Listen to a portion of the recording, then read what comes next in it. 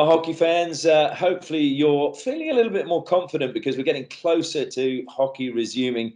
But I'm Ashley Morrison. I'm joined today for the hashtag Hockey at Home with Hockeyroo star Steph Kershaw. Steph, welcome. Thank you. Thanks for having me. Well, obviously, you come originally from Townsville, but you opted to stay in Perth. How did that come about when you could have gone home to your family? Yes. I kind of just was weighing up the options between going home and staying here. And I just thought if training started again, like I wasn't really sure what was happening. And I thought it might be better to stay in Perth so I can kind of join in training whenever that happens. And there's a couple of nice running spots in Perth. So that's been nice. And so I decided to stay here instead of going back home, which I was a little bit sad about and still am a little bit sad about. But I'm sure at some point when the borders open, I'll get to go home and see mum and dad. Yeah, I mean, how have you been keeping in touch with your family? And I mean, is it a fairly regular thing, or is it the way you always have when you've been based in Perth? Yeah, it hasn't been that much different. We have a family group chat, so that's always going off. I wake up because they're 2 hours ahead of me. So I wake up with like 25 texts, like ready to go. And I'm like, oh God. But no, it's good. Yeah, so we keep in contact quite often. And it hasn't really changed much, just a few more Skype dates with the family, which has been nice. Now, I believe you're one of the people that have had to celebrate their birthday in isolation. How was that? I mean, I bet it was very, very different to normal. It was. I normally like to plan like a dinner or a breakfast or something with all my friends. So I was a bit sad that I couldn't do that this year. But I had a really lovely day with my housemates and my boyfriend. So it was nice. I had a good time. Yeah, so did they plan that behind your back, or were you well aware of what was going on, seeing as it's all your housemates planning it? Well, I think I made it very clear that I was a bit sad about not being able to see my friends. So they did very well and they surprised me with a nice cake and some flowers and stuff. So it was good. Well, that's good to hear anyway, that you at least managed to celebrate in a way that you're going to remember for a long time to come. I will.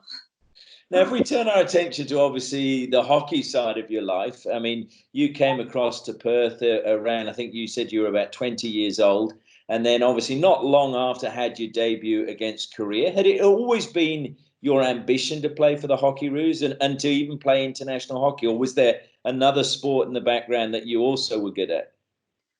Yeah, I did like every sport basically under the sun when I was little, and I was fairly good at all of them. But hockey for me was just like the one that incorporated like running and gym and skills and stuff. And I think because my family was so into it as well, I just like really enjoyed it and had so much fun that I just like kept wanting to do it over the other sports. And then I wasn't until I was a bit older, maybe in like my 12, 13, that I realized that I could kind of do it professionally and like play for Australia. And then like from then on, I was like, that's definitely what I want to do. So was it a case of you chose the sport, or it sounds like just the actual things that are in the sport almost kind of pulled you in rather than you going, I want to do that? I think so. I think, yeah, I didn't realize it at the time, but I think I always kind of enjoyed it more than other sports. And yeah, the sport itself, I was like, this is cool and like fun. There's always something to learn and something new to kind of try to do. So I think in that way, the sport definitely was, yeah, pulled me in. Once you realised that obviously you could play it internationally into quite a high level, you mentioned professionally. I mean, it's professional in attitude, but as we all know, not quite so professional when it comes to the money. I mean, was it always your goal to just see how far you could push it, or was it always, I want to play for Australia, I want to go to an Olympics and a World Cup? Yeah, I think from when I was really little, I knew that I wanted to go to Olympics. And then when I kind of kept playing hockey, I was like, I want to go to the Olympics playing hockey. So I think that was always my goal. And then, yeah, it just somehow managed out that I hopefully will get to go at some point.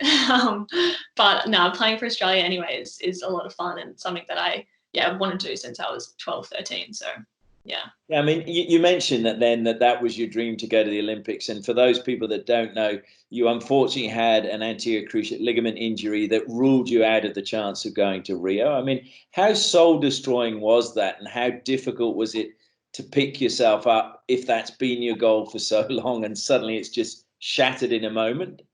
Yeah, it was pretty heartbreaking. Especially I came into the squad at 2015 in 2015. and kind of the Olympics was next year, and it was all like getting pretty crazy, like leading into the Olympic year. And I was so excited to just like give it a crack and see what I could do in 2016. So yeah, in November I did my ACL, and I was just devastated because I didn't even get the chance to kind of participate in the Olympic year, which was frustrating. But it definitely, like, watching the girls like go through what they did and like the months of training just like made me like, yes, like this is definitely what I want to do, and like I'm so excited for when my time comes, and hopefully it does. So yeah. I mean, you went back to Townsville, if I'm right, for some of your rehabilitation there, and I believe your club there was it Wests who were really supportive to you, and did they really help you almost get back on that path to sort of recovery? Yeah, going back to Townsville, my first ACL was really good. I think I went back for about 4 months, and everyone in Townsville I had great physios, and yeah, everyone in the hockey community was really supportive, which was really nice. And yeah, it kind of gave me a breath of fresh air to be able to go home and spend some time with mum and dad, and kind of not be so involved in the, I guess, like Hockey Australia side of things, but talk to a few people that just play hockey because they love it. And yeah, it reminded me that I really wanted to push through the rehab and get back to Perth and playing with the girls. Well, you did make a comeback, and obviously you were playing pretty well, and then unbelievably you go and do your left knee and had to go through it all again. I mean, that takes a lot of mental strength, and I mentioned the mental side because everyone I've spoken to said the physical side you can kind of handle, but it's the mental side that's the toughest. Did you find that more so the second time, or less so because you knew what was coming? It's a tough one because I think I obviously knew that I could do it, which was good. But then, like, especially at the start, like I knew like how hard it was going to be, and like how long it was going to take to kind of start playing hockey again. So I think it was kind of good that I knew that I had done it before, so I could do it again, and like it wasn't the end of the world. But at the same time, I just knew that was going to be 12 months of just going to the gym and running by myself and doing all the boring stuff that like you don't want to be doing. So yeah, it was both good and bad. So I'm not really sure which one was easier in the end, but I think they both definitely made me a bit more resilient and things like that. So yes, there's always some good and the bad. Yeah, I mean, the statistic is amazing for women to doing it. I think it's for every male that does his ACL, there's 9 female athletes do their ACL. And obviously they're looking into why that is the case. Did you talk to anybody else who'd been through the same thing to see how they reacted, or was it a case of just doing it your way? I talked to a few people, but I definitely kind of did it my way. I think with something like a 12-month injury, like you can't pretend to be someone else, and you can't do something someone else did. It's kind of, you have to find what works for you, and kind of the things that will make you, I guess, like push through the really tough days, because you just have to do it. And yeah, if you don't have like a goal or like the mindset, then it's a bit harder. So yeah, I definitely just made a goal and then just try to like make the process as quick as possible. Yeah. Well, I'm sure in all that time out, the one thing you wanted to do was get back and play hockey. And if you look at that now, you're really in a bad way as well, because we've seen the FIH Hockey Pro League, which you were a part of, the Hockeyroo team in that. That's been put on hold. The Sultana Brand Hockey One League has been postponed for this year. So now you're being almost starved of hockey when you're raring to go, I assume. Yeah. Yes. It was not the best timing, unfortunately. I mean, not the best timing at all for something like this happened. But yeah, it. I definitely, when hockey comes back, I will be ready to go. That's for sure. No, I mean, we don't know when the international scene is going to come back. We're going to have to wait on that. But it looks like you may well have actually made a good decision by staying in Perth, because obviously the number of COVID-19 cases here has been very, very low. They've managed to contain it. And it looks like hockey might be coming back sort of the beginning of July. So at least you'll be able to play in the club scene. Yeah, I hope so. I love club. Club is like so much fun. The girls I play with are awesome.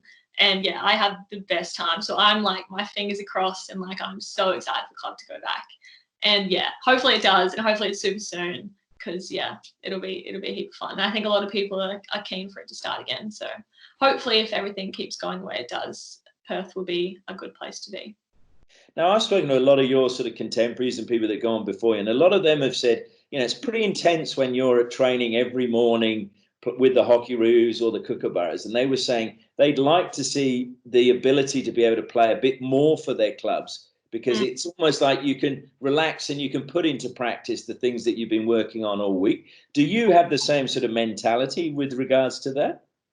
I think so, yeah. It's because obviously international hockey is so fast, you can't really try anything new just because it's a bit nerve-wracking. You don't want to make a mistake, obviously. So club's good for that. Like you can try like a few different skills, but yeah, I like it because it's just so much fun and everyone's there to have like still win but have a good time as well. So yeah, it's good fun.